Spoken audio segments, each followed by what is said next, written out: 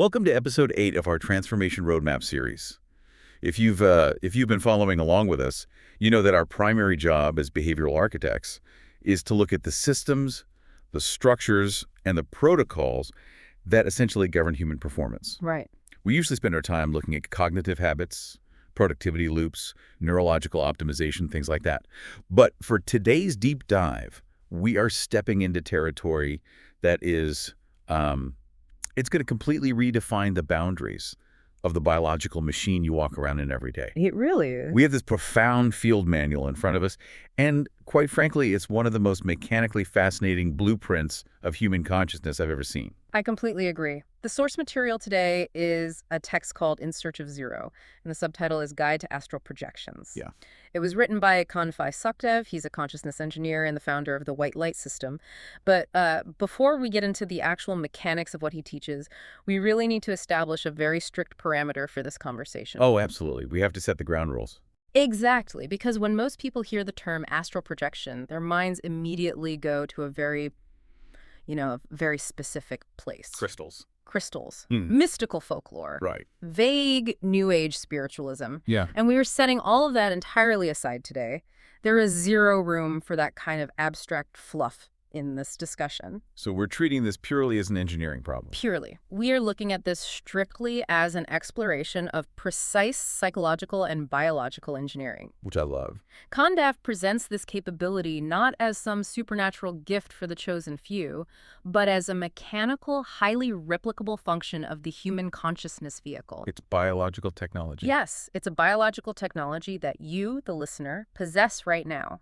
Our goal today is to strip away the mysticism and analyze the actual source code required to operate it. I'm just incredibly inspired by Kanv's approach here. I mean, taking these ancient, highly esoteric concepts and translating them into a rigorous, actionable blueprint it's no small feat. It's brilliant. And I should mention to you right up front, what we're going to cover today is dense. Very dense. But it is still only a fraction of the complete architectural system contained within Kanv's extensive manuals. But by the time we wrap up this deep dive, you're going to have a very clear mechanical understanding of how this works, and more importantly, how you can actually test it yourself. Which is the whole point. Right. But to understand the system, I feel like we have to understand the architect. Because Kanv isn't some monk who spent 50 years staring at a cave wall. No, far from it. And that's what makes his Genesis story so incredibly grounded, and I think relatable to a lot of people operating in high-stress environments. For sure. Kanv was a highly successful first-generation entrepreneur in India. He was out there launching and scaling multiple startups. Hustle culture. Exactly. If you looked at his life on paper, he was the absolute picture of modern success. He had the corporate victories, the financial stability, the wife, the new baby girl. He checked all the boxes. He had built the exact life society tells us to build. But internally, his psychological structure was quietly collapsing. I remember reading the part where he describes walking up the stairs in his own home. He can hear his family. He hears his baby giggling. But he just feels this echoing, terrifying emptiness. Yes. It's that classic scenario where the external markers of success are all present, but the internal foundation is completely hollow. It's a highly dangerous psychological state. And for Kanv, it built up to a literal breaking point. The Istanbul trip. Right. The catalyst happens when he's on a business trip in Istanbul, Turkey. He has just closed this massive corporate deal. It should be a moment of absolute triumph. But instead, it's 3:00 a.m. He is alone in a hotel room, and he's experiencing what sounds like a severe existential crisis. A panic attack on steroids. Basically. His chest is tight, his thoughts are racing, and he is critically questioning his entire existence, wondering if everything he's built is essentially meaningless. Which is something a lot of people experience, that 3 a.m. dark night of the soul. But what happens next to him is definitely not the standard anxiety attack. No. The psychological pressure he was under essentially forced a spontaneous dissociation. Okay, unpack that. Well, instead of just feeling emotionally detached, it manifested as his first unprompted out-of-body experience. Completely unprompted. Entirely. He's lying on the hotel bed, staring at the ceiling, and suddenly he feels this bizarre full-body vibration. Like a physical shaking. No, it's not shaking from panic. He describes it as a distinct, energetic recalibration, like an electric current. And following that vibration, he experiences the literal sensation of floating. And he doesn't just feel light, he actually separates. He does. He describes looking down and seeing his own physical body still lying in the bed, completely inert, while his active point of awareness is hovering up near the ceiling in the room. That's the moment the collision of terror and wonder hits him. Yeah. He is adrift in the hotel room. He finds that he can pass straight through the solid walls of the building. Just drifts right through them. Yes. He flates out over the Istanbul skyline. He is viewing the city from an entirely objective, elevated perspective that would be biologically impossible for his physical eyes to see. Okay, if that happened to me, I would absolutely think I was having a psychotic break. Most people would. How does he process that? Because he snaps back into his body a few minutes later. Ray does. He slams back into his physical form. He's shaking. His heart is pounding. But what defines Kanv's brilliance, and this is crucial, is his immediate clinical self-assessment. Right. He doesn't drop to his knees and declare himself a prophet. His first analytical thought is, am I losing my mind? Was this a hallucination? Was it just a vividly lucid dream? He demands data. Exactly. He wants to know the mechanics of what just occurred. Which completely shifts the trajectory of his life. He actually cancels the rest of his corporate meetings, stays in Turkey, and starts hunting for answers. He had to know. And that leads him to the Grand Bazaar, where he manages to find an old text describing this exact phenomenon. Yes, and that text leads him to an elderly man named Hiroshi, who becomes a really pivotal figure in his journey. Hiroshi is fascinating. He is. Hiroshi had spent 60 years studying these exact phenomena. He introduces Kanv to the Japanese concept of ikuryo. What does that translate to? It roughly translates to the spirit or consciousness leaving the living body. Okay. Hiroshi confirms that what Kanv experienced was real, and it's what Western esoteric traditions call astral projection. And Hiroshi frames it in a very grounded way. Extremely grounded. He tells him, very matter-of-factly, it is not madness. It is simply a human capacity that most people never bother to develop. I love that. So Kanv trains with Hiroshi. He spends 3 weeks just failing, trying to replicate it, until he finally manages to consciously trigger that separation protocol again. And once he realizes he can control it, the fear evaporates. Right. So he goes back to India, and he basically starts living a dual life. A corporate executive during the day. And a consciousness explorer at night. He starts digging into ancient Vedic scriptures and discovers the concept of the Sukshma Sharira. The subtle body. Right. He realizes that ancient engineers of consciousness had documented this exact biological technology thousands of years ago in the Upanishads. They had the blueprints all along. No, see. But Kanv's real contribution is that he modernizes it. Yes, the analogies. Exactly. To make this accessible to someone living in the modern century, he redefines the entire mind-body architecture using modern analogies. If we want to understand how consciousness can operate independently of the biological hardware, we have to look at his television broadcast analogy. I love this one because it completely flips how we normally think about the brain. Walk us through it. Think of your physical body, specifically your brain, as a television set. It is a piece of hardware. It's a receiver. Okay, the brain is the TV? Right. Your consciousness is the broadcast signal. Normally, the signal plays through the TV, so you naturally assume the TV is generating the picture. Because that's all you've ever known. The screen is showing the movie, so the TV must be making the movie. Exactly. But the broadcast signal exists entirely independently of the hardware. If you smash the television set, or if you simply turn it off and let it sleep, the signal itself is completely unaffected. It is still broadcasting in the airwaves. So when the body sleeps, consciousness doesn't turn off. No, it just stops being filtered through the biological receiver. That is a massive paradigm shift. And he pairs that with the glove analogy, which makes the concept much more tactile. Yes, the glove. Imagine your physical body is a thick winter glove. Your hand inside the glove represents your consciousness. Okay. Normally, they move together as one synchronized unit. When the glove picks up a cup, your hand is doing the work. But you can easily pull your hand out of the glove. And your hand still maintains its exact shape, its mobility, and its awareness. Right. The glove just lies there empty. You are simply operating outside the vehicle. It's such a clean way to visualize it. But we have to distinguish this mechanical state from other altered states of consciousness, because people constantly confuse astral projection with vivid dreaming. Constantly. And to clarify this, Kanv uses the swimming pool analogy. This one is vital for the clinical parameter we set earlier. Think of your ordinary waking life as being entirely underwater in a swimming pool. Okay, I'm at the bottom of the pool. You can see, you can hear, but everything is heavily filtered through the density of the water. Everything is a bit sluggish. So waking life is being underwater. Where does a lucid dream fit into that? Because a lot of people think, oh, I was aware of my dream, so I must have astral projected. Right, they conflate the two. A lucid dream where you suddenly realize you are dreaming and take control of the narrative is like building your own private, subjective swimming pool. Subjective being the key word there. Exactly. You control the temperature of the water, the depth, the color of the tiles. It feels real, but it is an internally generated reality. It only exists within your subconscious. You're the director of a movie playing in your own head. Precisely. Meditation, on the other hand, is like learning to float perfectly still on the surface of the water, resting quietly on the boundary between states. Just floating there. Right. But astral projection breaks the water entirely. It's getting out of the pool. Yes. Astral projection is discovering that you can swim to the surface, breach it, and actually pull yourself out of the pool to walk around on the concrete deck. Wow. You are navigating an objective, external reality. You are not in a subjective dreamscape generated by your own memories. You are navigating a consistent environment that operates completely independently of your thoughts, and you are using a distinct energetic vehicle to do it. That distinction is everything. It's an objective reality, not a subjective dream. But how do you actually get out of the pool?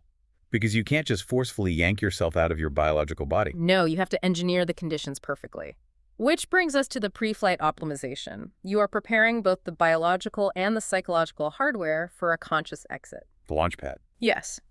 The first, and arguably most difficult parameter, is psychological readiness.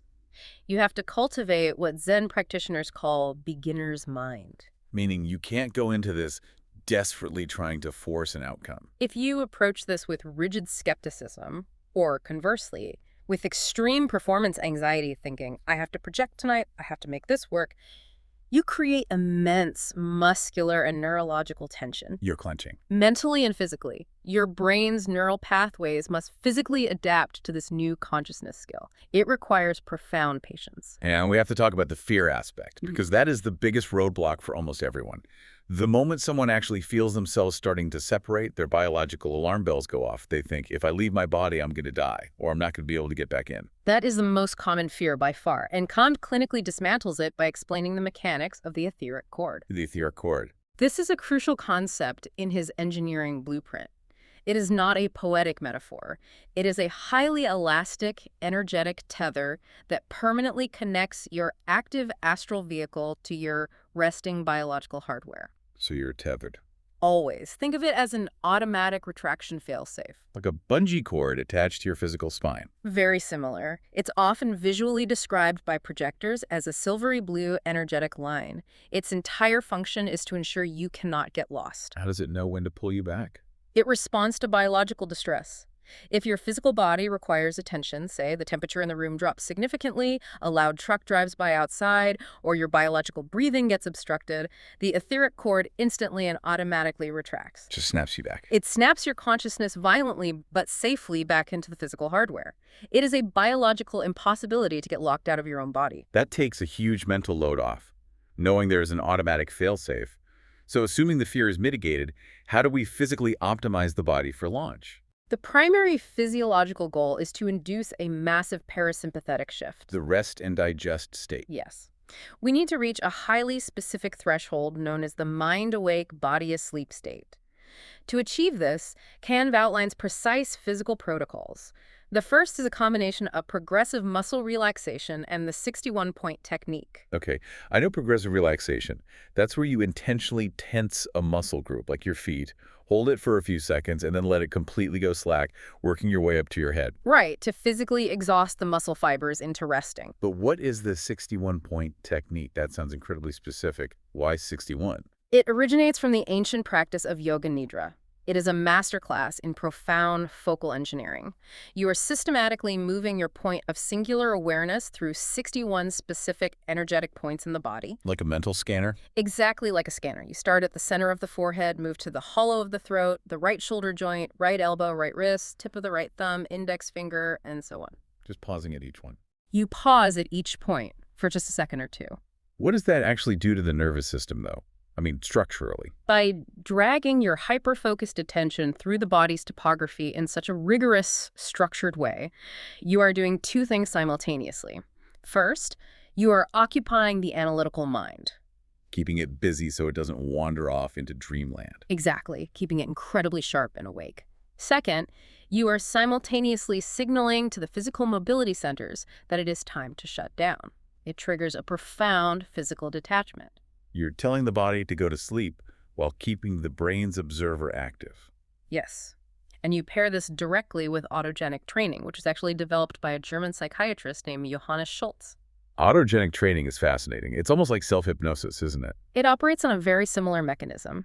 You use specific calculated verbal formulas to mentally condition your nervous system. What kind of formulas?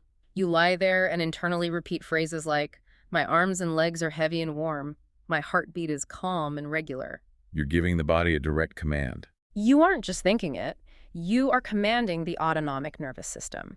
By repeating these exact formulas, you bypass the conscious, doubting mind and directly instruct the biological machine to initiate sleep paralysis. Yeah, and to accelerate that shift, Kanv recommends the 4-7-8 breath protocol. Yes, breath engineering. For those who haven't used it, you inhale quietly through your nose for 4 seconds, you hold that breath for 7 seconds, and then you exhale completely through your mouth, making a whooshing sound for a full 8 seconds. The clinical purpose of the 4-7-8 breath is to forcefully hack the autonomic nervous system. How so? Your body is naturally inclined to operate in sympathetic dominance throughout the day. That's your fight or flight, high alert stress state. By extending the exhale to be twice as long as the inhale, you are biologically forcing the machine to drop into parasympathetic dominance. The rest and digest state. Exactly. Your heart rate plummets, your blood pressure drops, but because you are actively counting the breath, your brain remains fully oxygenated and alert. Okay, so the internal hardware is prepped, the body is relaxed, the mind is awake.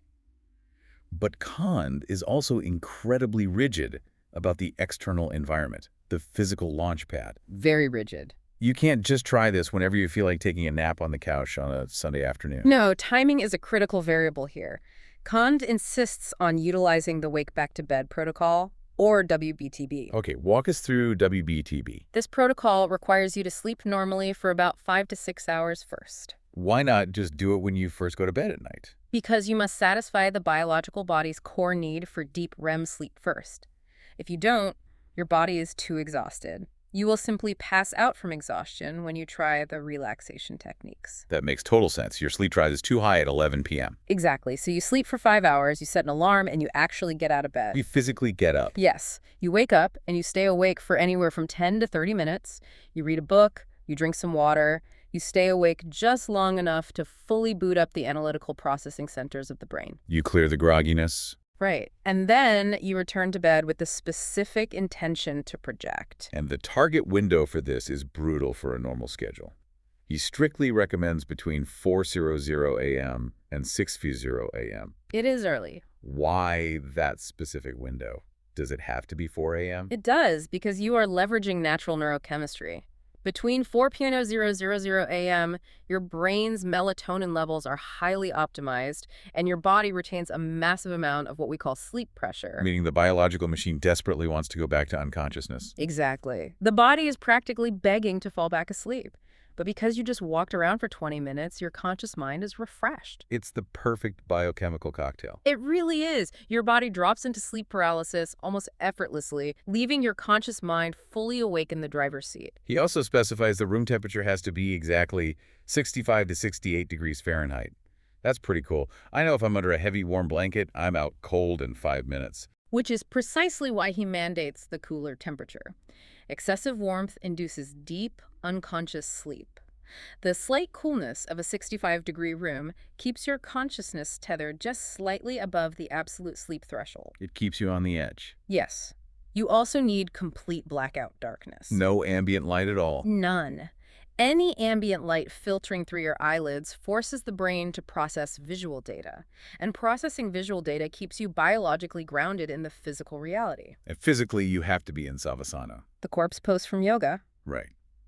Lying flat on your back, arms resting slightly away from your sides, palms facing up, spine perfectly straight. The geometry of the posture is essential. Why not just lie on your side if that's more comfortable? Because Savasana minimizes physical pressure points. If you are lying on your side, the weight of your body restricts blood flow to your arm, and eventually that arm will send a pain or a numbness signal to the brain. Oh, and that signal wakes you up. It will instantly snap you out of the mind-awake state.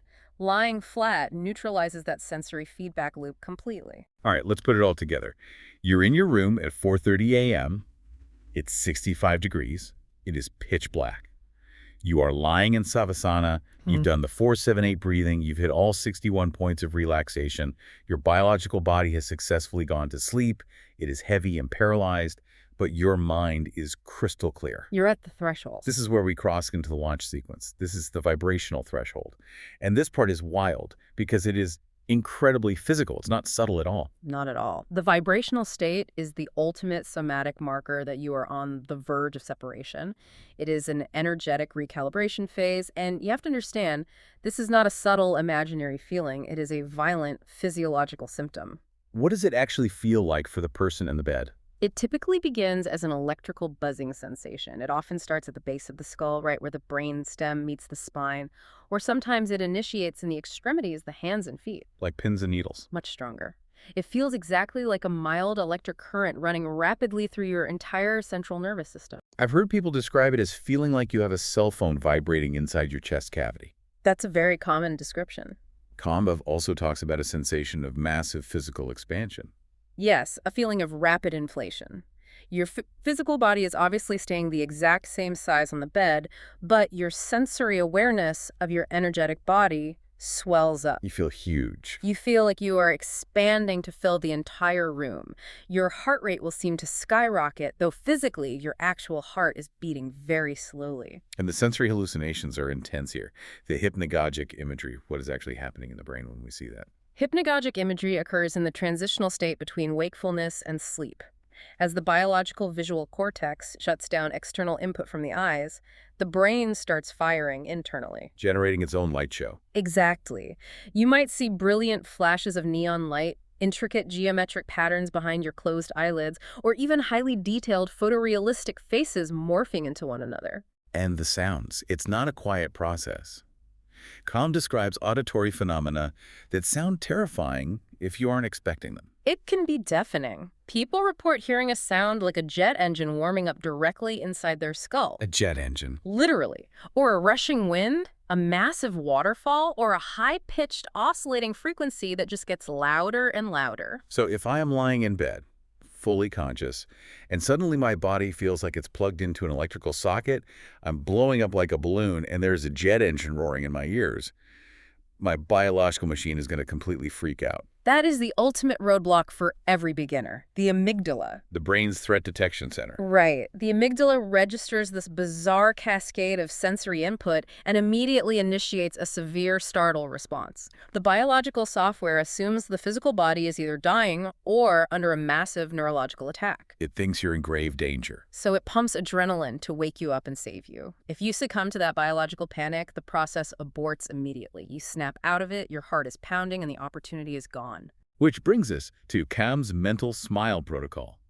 This is so brilliant, it's a literal biological hack. It is. When the roaring starts and the electrical buzzing peaks, your instinct will be to brace yourself, to tense up in fear. Kanv says you must do the exact opposite. You mentally smile at the vibration. You cognitively greet them with enthusiasm. You tell yourself, excellent, the mechanism is working exactly as designed. By reframing the terrifying input as a welcome, anticipated event, you entirely bypass the amygdala's threat response. You are essentially telling the security system, stand down, this is authorized. Exactly. Once you successfully bypass the startle response and maintain your calm, you have to intentionally amplify the state. Wait, you want the jet engine to get louder? Yes. You cannot just passively ride the vibrations. You must maximize them without moving a single physical muscle. How do you increase a vibration you can't physically touch? Ken provides several methods. The first is the amplification method. You use your visual imagination. You visualize a large, heavy volume dial in your mind's eye. A volume dial. Right. You place your completely focused attention on the buzzing sensation, and you mentally reach out and turn that dial up to maximum. Because the astral vehicle responds instantly to pure intention, visualizing an increase in intensity will cause the energetic vibrations to physically surge. You can also use energy circulation. Yes. Instead of letting the buzzing just sit in your chest, you mentally direct it. You imagine pulling the electrical current up through the soles of your feet, pushing it up your legs, through your torso, and shooting it out the top of your head, creating a continuous looping circuit. Which prevents the energetic buildup from stalling. And if the vibrations begin to fade, which is very common for beginners whose concentration wavers, you must use the more command. You issue a highly authoritative, confident mental command. You just think, more. Or alter your breathing. Alternatively, you can intentionally shift to a faster, shallower breathing pattern. Almost a slight hyperventilation, but just for 3 or 4 seconds. Why does that work? This microburst of oxygen re-stimulates the nervous system just enough to surge the vibrations back to peak capacity without waking the physical muscles. Okay, so the vibrations have peaked. The volume dial is at a 10. You are buzzing like a high-voltage power line. This is the moment of truth. How do we actually separate from the biological shell? This brings us to the core of Kanv's manual, the 66 techniques. This is where Kanv moves from theory into pure architectural brilliance. He doesn't just offer one vague, one-size-fits-all method. No, he recognizes that human cognition varies wildly. His manual categorizes 66 distinct execution protocols based entirely on cognitive and sensory learning styles. Which makes perfect sense. If I try to visualize something and my brain doesn't work that way, I'm going to fail. He breaks them down into visual thinkers, kinesthetic thinkers, and meditative thinkers. Let's explore the visualization-based protocols first. Okay, for the visual thinkers. The most famous of these, optimized for people with strong visual imagination, is the classic rope technique. I've heard of this one. While you are in that peak vibrational state, completely paralyzed, you visualize a thick, heavy, highly textured rope hanging down from the ceiling, dangling directly above your chest. And you reach up and grab it.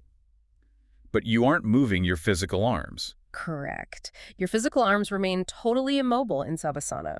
You reach up with your astral hands. His energetic hand. Yes. You focus entirely on the tactile imagination. You feel the rough fibers of the rope against your non-physical palms. You grip it tightly and you begin to pull yourself upward, hand over hand, climbing the rope. You literally generate the sensation of physical strain in muscles that don't physically exist. Exactly. As you pull, conscious, you will feel a very distinct, intense tugging sensation right in your solar plexus. The uncoupling. It's the visceral feeling of the consciousness vehicle uncoupling from the biological hardware. What about the floating balloon method? That sounds a bit gentler than pulling on a rope. It relies on the physics of buoyancy rather than tension. You imagine dozens of large, highly pressurized helium balloons tied securely to your astral wrists, your ankles, and your chest. Just lifting you up. You place all of your mental focus on the upward pull, the tension of those strings pulling against your limbs. You visualize the lifting force compounding until it gently but firmly peels your subtle body up and out of the physical shell. I really like the mirror technique for people with strong spatial awareness. That one is very effective. You imagine a full-length mirror hovering horizontally in the air directly above your bed, facing down at you. You stare up at your reflection in that mirror, and then, using sheer willpower, you systematically transfer your point of consciousness into the reflection. It's a profound perspective shift. Instead of being the body looking up at the mirror, you suddenly become the reflection in the mirror looking down at the body. That cognitive flip often triggers immediate separation. But what if you have aphantasia? What if you close your eyes and you just see black, and you can't visualize a rope or a mirror to save your life? Then you rely on physical or kinesthetic protocols. These are designed for somatic thinkers who process the world through feeling and movement. You-movers. The most effective of these is the roll-out method. How does that work without accidentally just rolling your physical body onto the floor and waking up? You wait until the vibrations are at an absolute maximum. Yeah. And you generate the absolute, uncompromising intention to simply roll sideways out of bed. Just roll over. You sync this forceful intention with a deep physical exhalation. You don't trigger the physical muscles, but you throw your entire energetic weight to the side. It feels functionally identical to rolling over in your sleep. And if the timing is right. The subtle body pops loose, and you literally feel yourself plop down onto the floor next to your bed. That is so wild. It's like tricking the brain's spatial orientation. There's also the phantom wiggle. The phantom wiggle is an exercise in isolation. You focus all of your mental bandwidth on a single small digit, like your right pinky finger. Just the pinky.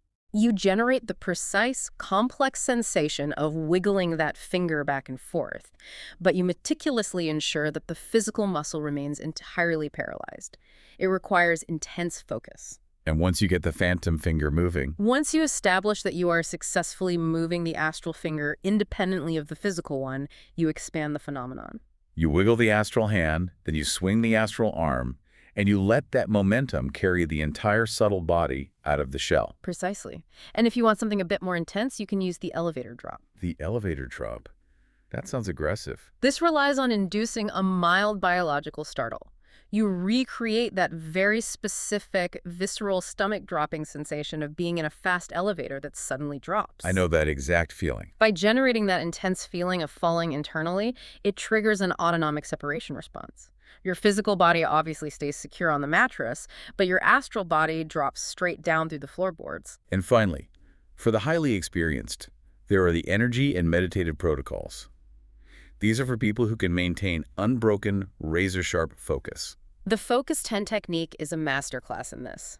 It involves counting backward from 100 with such intense, unbroken concentration that you maintain absolute analytical alertness while you passively watch your biological form power down into paralysis. You are a conscious observer of your own body falling asleep. Yes.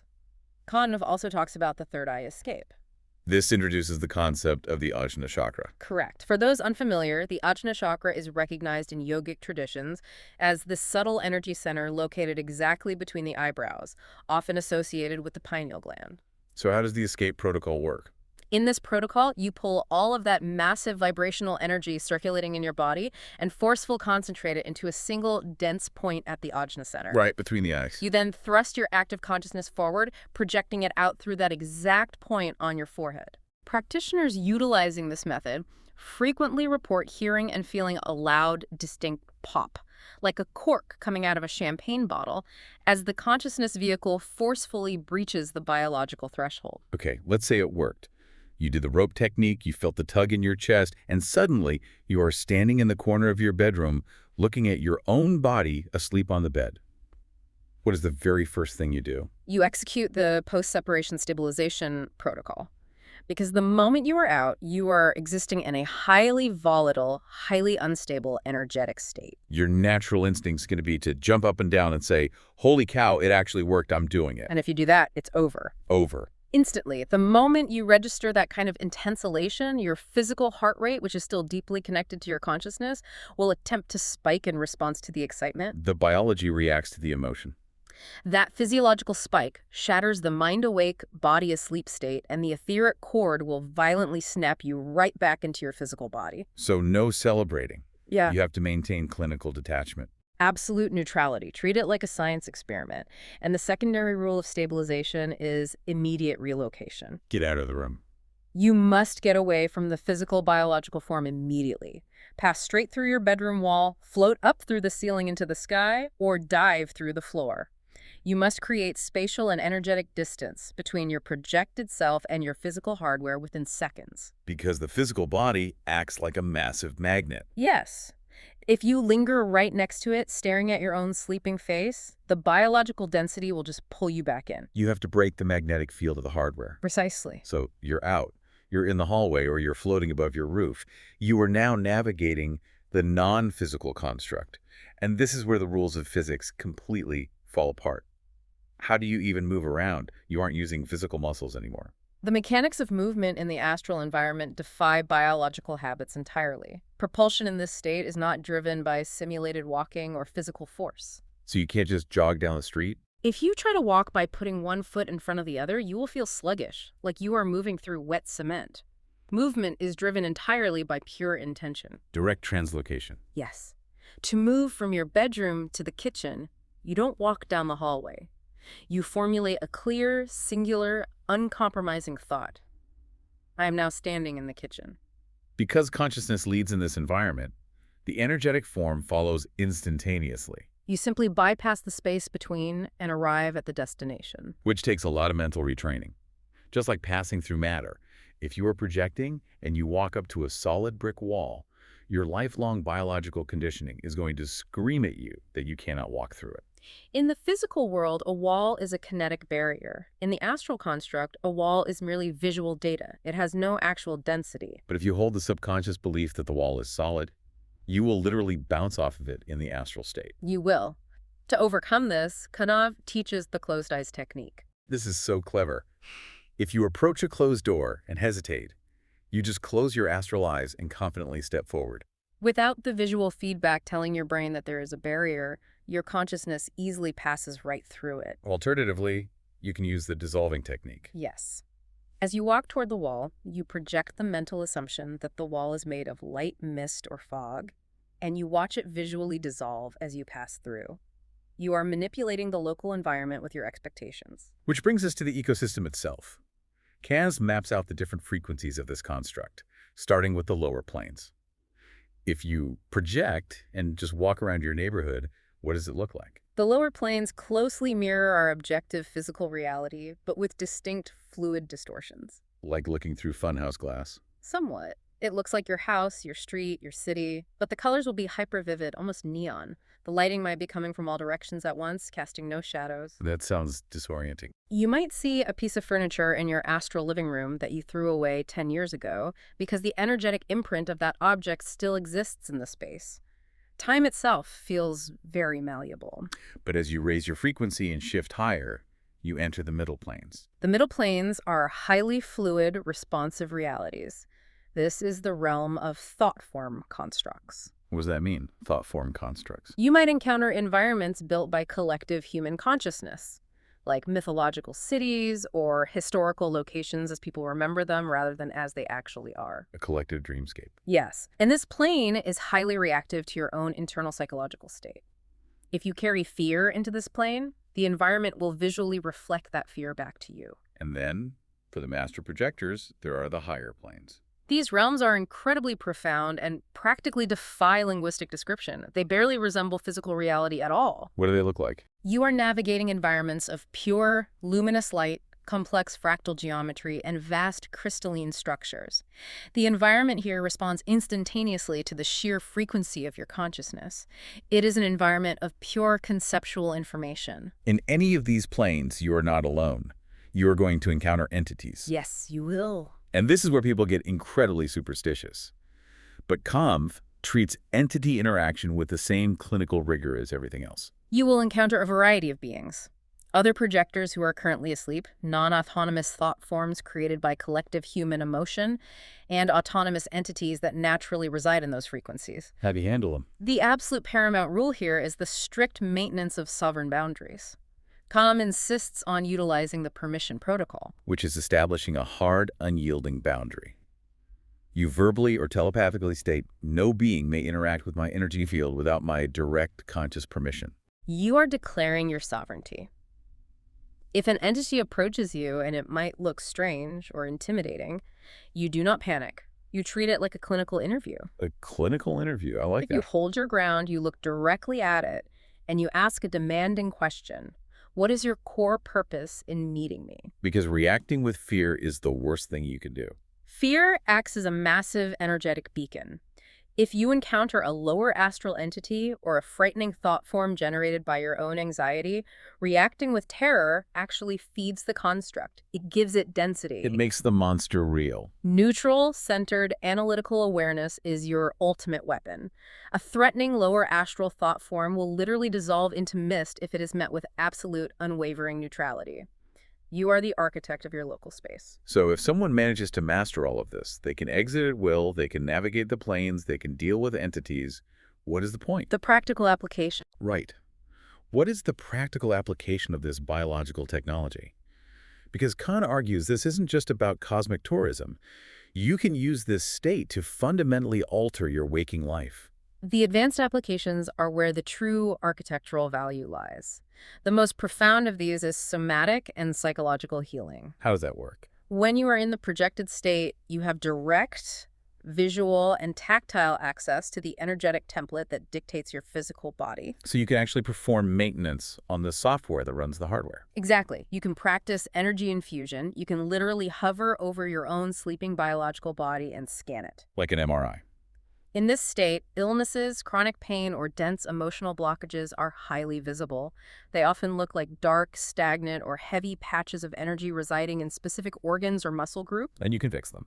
You can use your conscious intention to physically reach into the energetic template, extract that dense, stagnant energy, and replace it with luminous, high-frequency, repairing energy. That is incredible. Yeah. But the psychological healing, specifically the trauma healing application, is what really blew me away. We all walk around carrying unprocessed trauma locked deep in our nervous systems. We do. When we try to process it in waking life, the emotional weight is often so overwhelming that our brain just shuts down to protect us. But in the astral state, your consciousness is operating outside of the biological emotional center. The amygdala isn't there to panic. Right, the hardware is asleep. So you can observe and interact with your own highly traumatic memories from a completely dissociated, perfectly safe perspective. You aren't reliving the crushing emotional pain. You are clinically reviewing the raw data of the event. Kanv says you can actually interact with younger versions of your own psyche in this space. If you have a trauma from childhood, you can construct the environment, meet the younger version of yourself, and provide the protection or the context that you lacked at the time. You are literally rewriting the psychological programming at its root source. Which naturally leads to shadow integration. This is a vital concept in Jungian psychology. Yes, the shadow. The shadow is the sum of all the parts of ourselves that we repress, deny, or find unacceptable. Anger, shame, grief.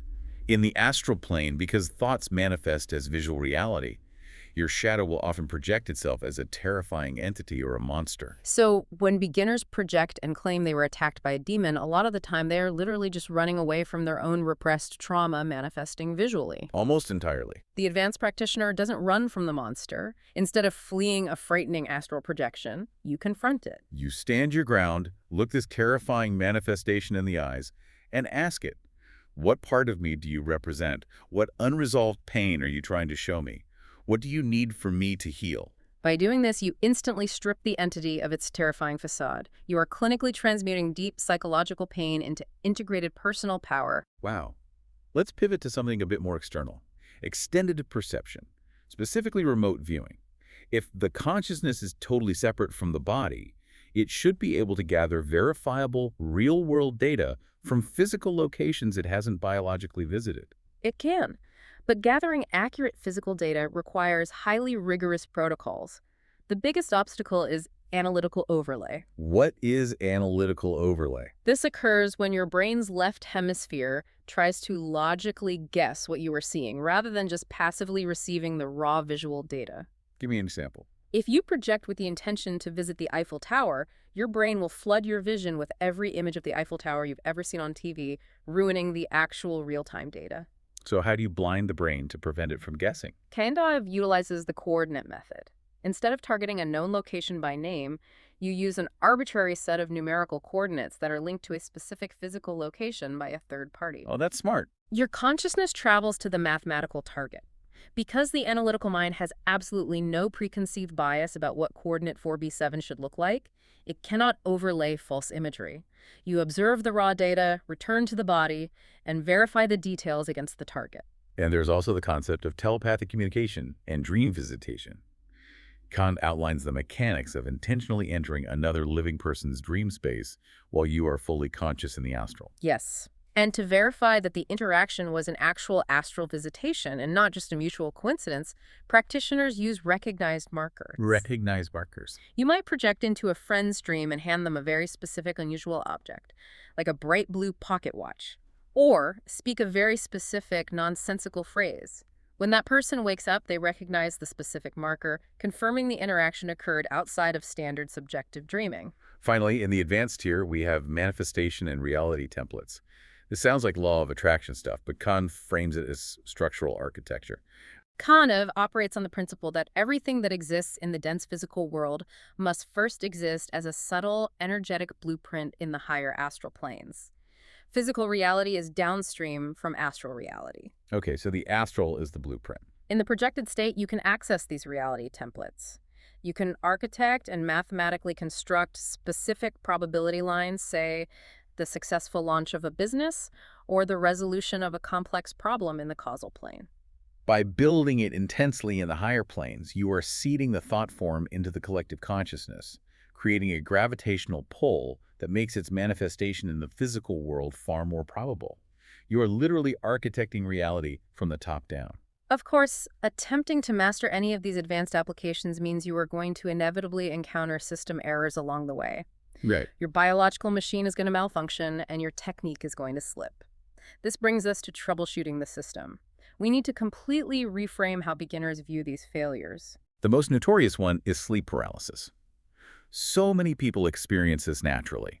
They wake up in the middle of the night, their eyes are open, they're completely paralyzed, there is a heavy weight crushing their chest, and they absolutely panic, assuming there is an intruder or a demon in the room. Kanv's directive here is very simple. Stop fighting it.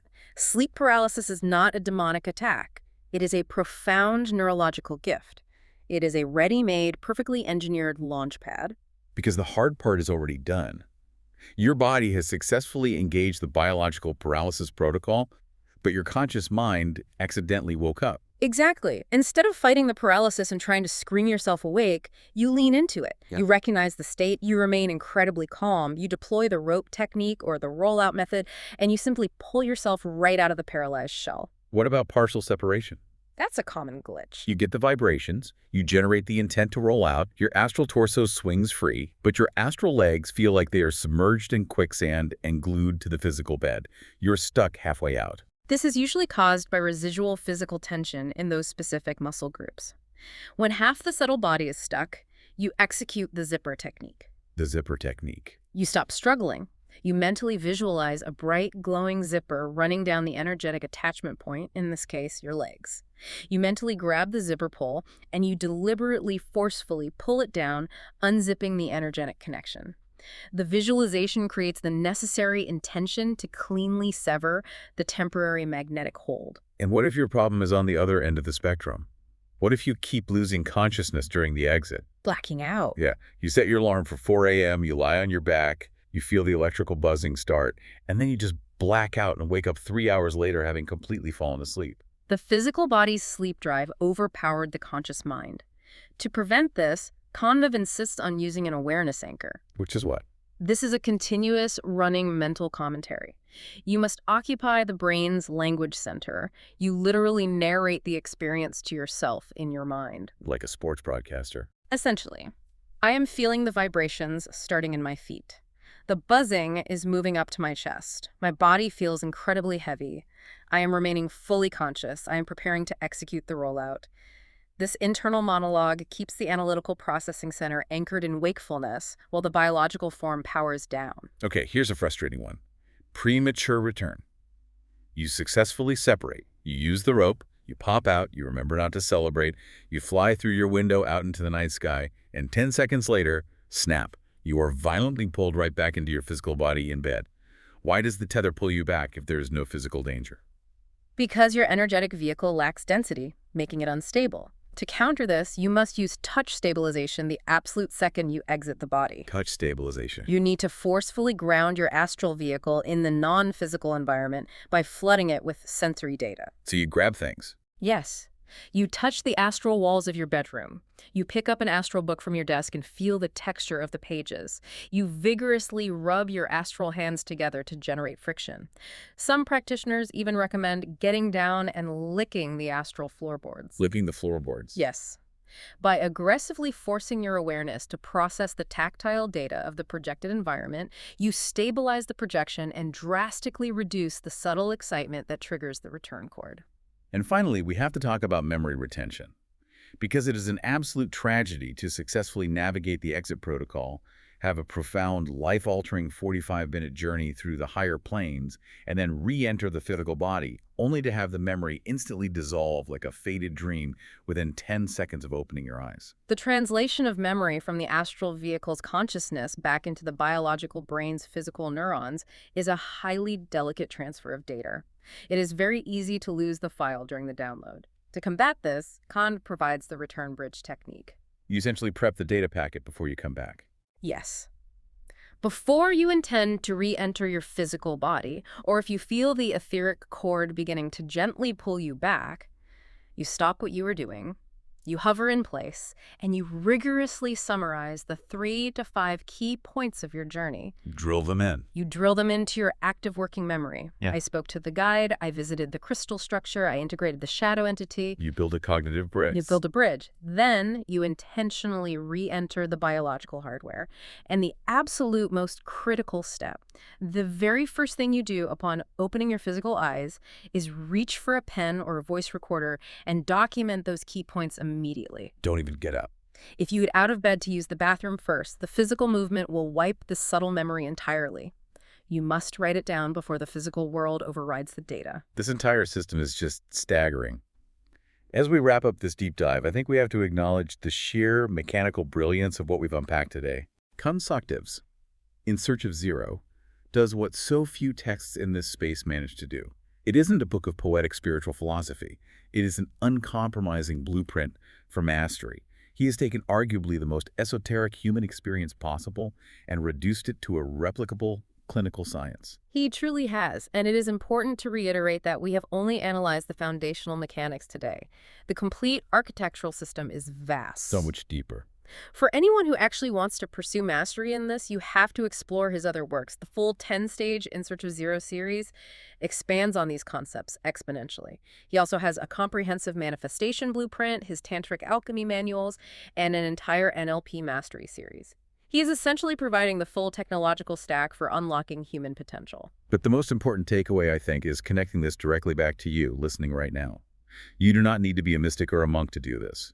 You already possess this innate biological and energetic technology. It is pre-installed in your hardware. Astral projection is a dormant evolutionary human capability, and it is just waiting for you to systematically engineer the conditions to activate it. It is entirely within your control. You just need the discipline and the patience to run the protocols. Which leaves us with one final, deeply provocative philosophical hook to consider. Everything we have discussed today approaches this as a mechanical science. Right?